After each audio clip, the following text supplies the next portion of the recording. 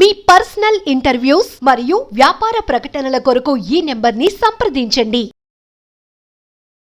Hi hello నమస్తే, నేను మీ కట్ట కార్తీక్. మొన్న పుష్ప 2 సినిమా రిలీజ్ సందర్భంగా హైదరాబాద్ ఆర్టీసీ క్రాస్లో సంజాడియేట్ దగ్గర ఏం జరిగింది మీ అందరికీ తెలుసు. ఒక తల్లి చనిపోయింది, కొడుకు సీరియస్ పొజిషన్లో హాస్పిటల్లో ఐసీయూలో ఎమర్జెన్సీగా ఉన్నారు. అంటే చేతికి వస్తాడో రాదో తెలియని పరిస్థితి. ఈ అసలు జరిగిన సంఘటన ఎలా జరిగింది అనేది దర్యాప్తు చేస్తూ ఉంటే సంచలన విషయాలు బయటకు వస్తూ ఉన్నాయి. ఇది అల్లు అర్జున్ చేసిన హత్య అనేటువంటి చాలా మంది మాట్లాడుతూ ఉన్నారు. జరిగిన సంఘటన మీకు ఒకసారి వివరించే ప్రయత్నం చేస్తాను. ఆ రోజు రాత్రి పోలీసులకు చెప్పకుండా, ఎలాంటి పర్మిషన్ లేకుండా అల్లు అర్జున్ అక్కడికి వచ్చారు. అల్లు అర్జున్ ఫ్యాన్స్కి ఇన్ఫర్మేషన్ ఉంది కానీ పోలీసులకు ఇన్ఫర్మేషన్ లేదు. అయితే ఇక్కడ చాలా కీలకమైన అంశం ఏంటంటే, ఏ ప్రచారానికి వెళ్ళి అల్లు అర్జున్ వివాదాలు చిక్కున్నాడు. నంద్యాల మాజీ ఎమ్మెల్యే శిల్పా రవిచందర్ రెడ్డి కూడా అల్లు అర్జున్తో పాటు ఉన్నాడు. వైసీపీ కార్యకర్తలకు కూడా సమాచారం ఉంది. పెద్ద ఎత్తున వైసీపీ కార్యకర్తలు సంజాడియేట్ దగ్గర చేరుకున్నారు. టికెట్ ఉన్న వాళ్ళు మాత్రమే సంజాడియేట్ దగ్గర ఉంటే ప్రమాదం జరిగి ఉండేది కాదు. టికెట్ లేని బయట వ్యక్తులు, సమీకరించబడ్డ వ్యక్తులు అక్కడికి రావటం, అదే టైంలో కావాలని తన ప్రమోషన్ కోసం Allu Arjun open top jeep ఎక్కటం, అప్పుడు తొక్కిసలాటకి కారణమైంది. క్లియర్గా అల్లు అర్జున్ తప్పిదారు ఇక్కడ క్లియర్గా కనిపెడుతున్నాయి. ఒకటి పర్మిషన్ లేకపోవటం, 2 బయట వ్యక్తుల్ని సమీకరించటం, 3 ఓపెన్ టాప్ మీద ఎక్కి అదేదో ర్యాలీ కార్యక్రమం, సభా కార్యక్రమం పెడుతున్నట్టు పోజులు ఇవ్వటం. ఈ 3 కారణాల ఫలితంగానే తొక్కిసలాట జరిగింది. తొక్కిసలాటలో ఒక మహిళ అక్కడికక్కడ, రేవతి అనే ఒక మహిళ అక్కడికక్కడ చనిపోయింది. తర్వాత వాళ్ళ బాబు ఇప్పుడు చావు బతుకుల మధ్య ఐసీయూలో కిమ్స్ హాస్పిటల్లో కొట్టుమిట్టాడుతున్నారు. దీనికి సంబంధించి మరిన్ని విషయాలు మాట్లాడుకునే ప్రయత్నం చేద్దాం. మనతో ఉన్నారు ప్రముఖ విశ్లేషకులు లలిత్ కుమార్ గారు. సార్ నమస్కారం.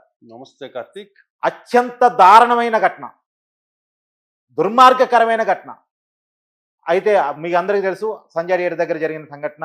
ఆ రోజు ఆ తల్లి ఎక్కడికక్కడ చనిపోవటం, ఇప్పుడు బాబు హాస్పిటల్లో ఉండటం. కానీ విషయం తెలిసిన అల్లు అర్జున్ సినిమా థియేటర్ నుంచి వెళ్ళిపోయాడు, కానీ కనీసం ఆ తల్లి ఎలా ఉంది, ఆ బాబు ఎలా ఉన్నాడో చూడటానికి పోలేదు.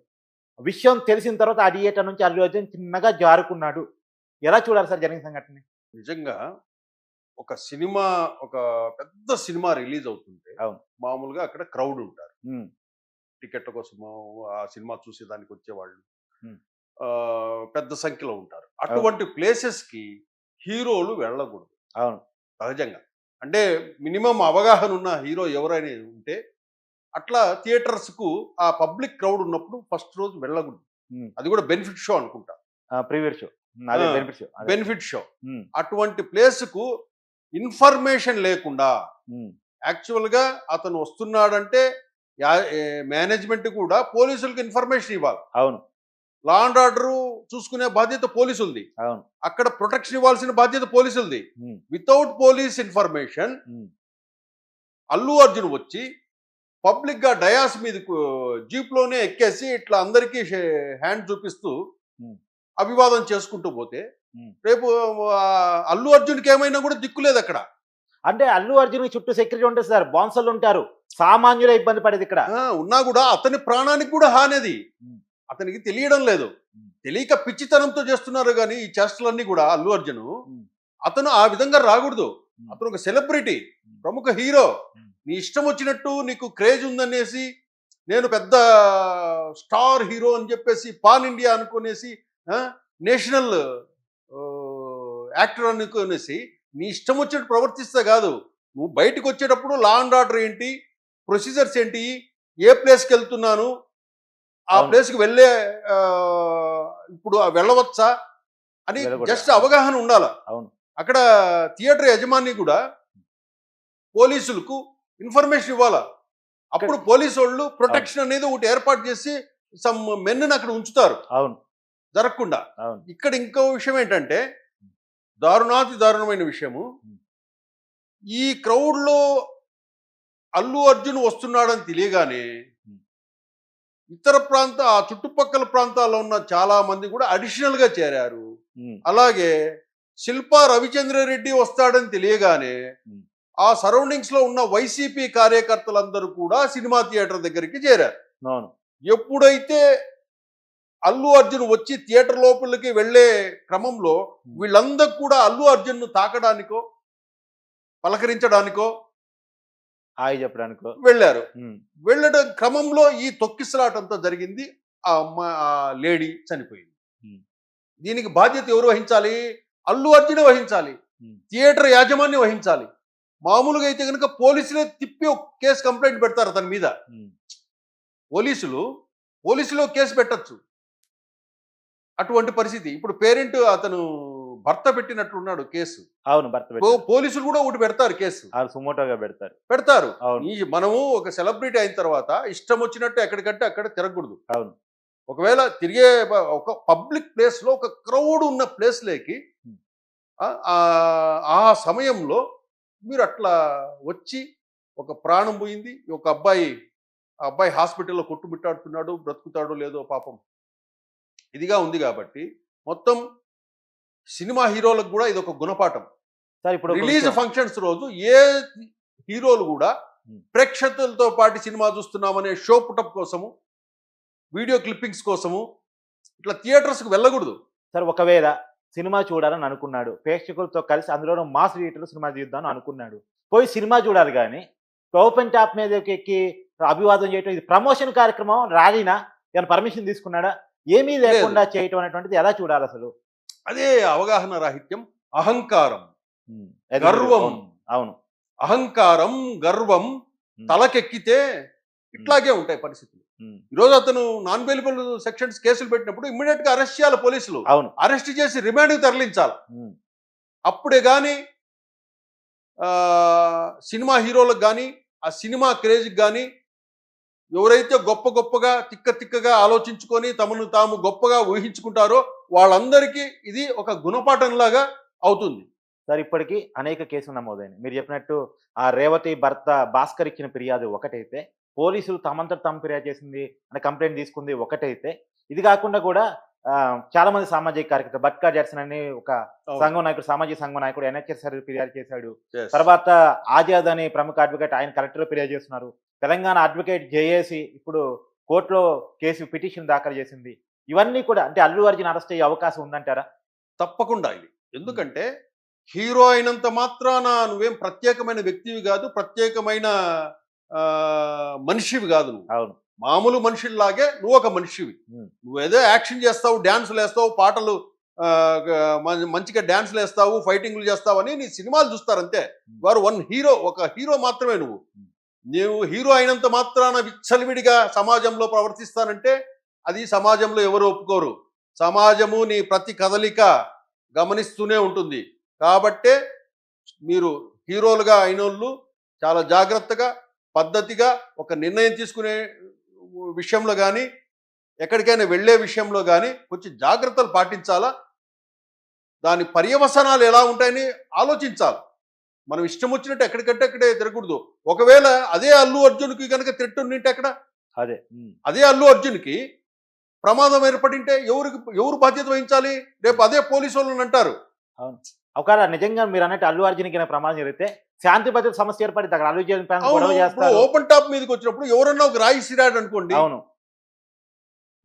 ఎవరన్నా ఒక రాయి ఇసిరారు, ఆ సమయంలో అవును, ఎవరు బాధ్యత వహించాలా? పరిస్థితులు అదుపు తప్పుతాయి కదా, అదుపు తప్పుతాయి. ప్లస్ పోలీసు వాళ్ళకు పెద్ద సమస్య అవుతుంది. పోలీసు వాళ్ళు సమాధానం చెప్పుకోవాలి. ఇన్ని సమస్యలు ఉంటాయి. అందుకే పబ్లిక్ లేక వచ్చేటప్పుడు ఏ ప్లేస్కి వెళ్తున్నాం, ఏ సమయం వెళ్తున్నాం, అది మనం వెళ్లాల్సిన సమయమేనా, వెళితే ఎలా ఉండాలి, వెళితే కాదు వెళ్ళకూడదు. ఓకే, వెళ్ళకూడదు, వెళ్ళినా ఎలా ఉండాలి, వెళ్ళితే ఎలా ఉండాలి. యాక్చువల్ గా అయితే కనుక ఒకవేళ సినిమా హీరోలు ఎలా అంటే ప్రేక్షకులతో పాటు సినిమా చూడాలన్నప్పుడు వాళ్ళు కాన్ఫిడెన్షియల్ గా బ్యాక్ డోర్ నుంచి ఇచ్చేసి క్యాబిన్ లో కూర్చునేస్తే ఎవరికి తెలియదు. సినిమా అయిపోయిన తర్వాత మనము ఆ వీడియోస్ చూస్తాం. ప్రేక్షకులతో కలిసి హీరో సినిమా చూశాడు కుటుంబ సమేతంగా చూస్తాం అంతే. అసలు ఎవ్వరు ప్రేక్షకులతో కలిసి సినిమా చూసిన విషయం కూడా, వచ్చే విషయం కూడా ఎవ్వరికి చెప్పరు. అవును, వస్తారు సైలెంట్ గా హీరోస్ ఆ ప్రేక్షకులతో పాటు క్యాబిన్ లో కూర్చుంటారు, సినిమా చూసేస్తారు, వెళ్ళిపోతారు. ఇతను హంగామా చేసుకుంటారు. అదే నేను చెప్పాను కదా, అహంకారం తలకెక్కితే,